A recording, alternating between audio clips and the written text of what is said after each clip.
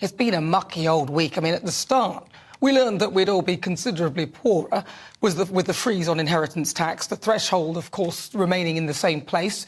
And then there was a 0.25 rise in interest rates as well. But this week was also a hallelujah moment for Rishi Sunak when he took heed of the scientists who questioned the rush to poverty-inducing net zero by acknowledging that oil and gas have a role to play in the future. Well done, Rishi.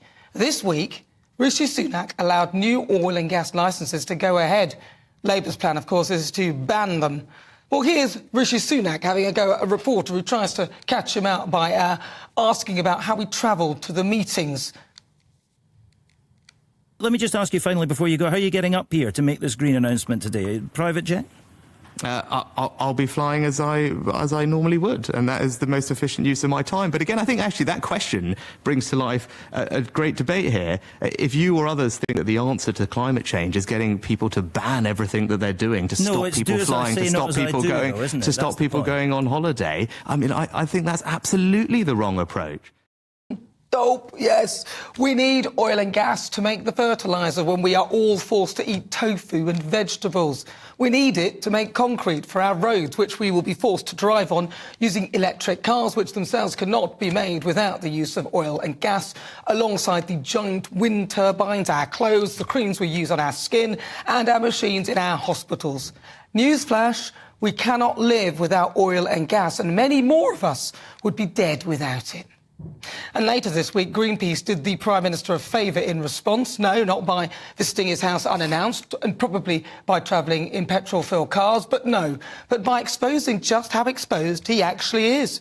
They scaled his family home and covered it with banners. They could have been anyone doing anything, and apparently it took 2 hours for the police to arrive when the house was uninhabited, as the Prime Minister was on his hold, which we all knew about. I mean, it was seemingly unguarded as well, with what it would appear to be no real security cameras in place whatsoever. I mean, what an embarrassment. What a joke.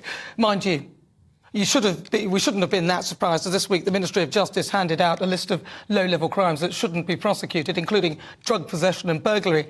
How can we be seen as serious players on the world stage? I mean, it was like something out of Trumpton.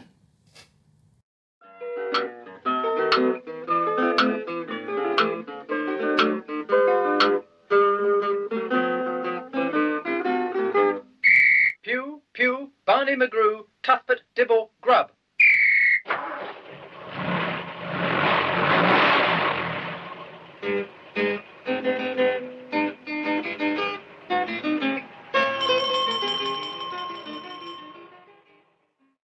Listening on radio, it was that age-old scene of Trumpton when they come down the far pole and, well, think about it in your heads, but otherwise download the GB News app and you can watch that bit. But speaking of Trump, will they ever leave this man alone? I mean, he declared a very sad day for America as he's pleaded not guilty to orchestrating a criminal plot to overturn the results of the 2020 election. He denied 4 charges, including conspiracy to defraud the United States. I mean, I wonder why it took them so long to try and bring these charges. The mind boggles. Could it be that they don't want him to become president, which is looking more and more likely by the day?